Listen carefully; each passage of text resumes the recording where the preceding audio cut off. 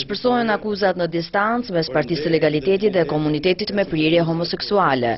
Madje kreu i PLL-s Spahia ka kërkuar shpalljen non grata të ambasadorit të Hollandës në Tiranë, i cili është përfshirë në këtë debat duke kritikuar si ignorante qëndrimet e kësaj partie kundrejt homoseksualëve. Është e drejta e ambasadorit që të shprehet për çështje që i prekin personalisht.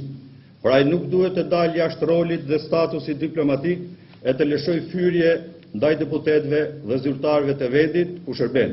Partia Lëvizje Legalitetit kërkon që ambasadori aktual holandez të shpallet person i papërshtatshëm dhe të largohet nga Shqipëria.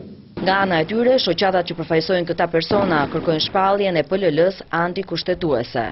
Këta ignorantët e këtushëm kanë poste të larta zyrtare dhe kjo përbën një farë mënyrë ka gati notat e një skandali. Ne jemi duke përgatitur një kërkesë për gjykatën kushtetuese për ta shpallur palishme këtë parti, pasi sipas Kushtetutës së Shqipërisë të gjitha partitë politike janë të ndaluara të frymëzojnë urrëtie. Kreu i Legalitetit Spahia i ka kërkuar policisë të mos lejojë aktivitetet e homoseksualëve, por ato do të vijojnë duke kulmuar të njëjtën me festivalin e diversitetit. Përveç lëvizjes me biçikleta që këtë radhë është postuar në Vlorë, të mërkurën pasdite do të hapet edhe ekspozita ku ka fshehti me portrete të homoseksualëve shqiptar, ndërsa deputetët do të përballen me disa persona të veshur si mjek dhe me receta në dorë.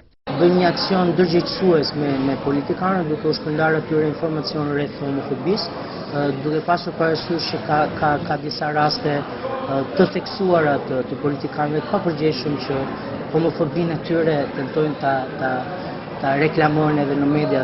Debatet për homoseksualët në Shqipëri janë pasqyruar edhe në mediat botërore si Reuters, i cili shkruan se gay dhe lesbiket shqiptare hoqën dorë nga parada pas kërcënimeve që ju bëri një deputet.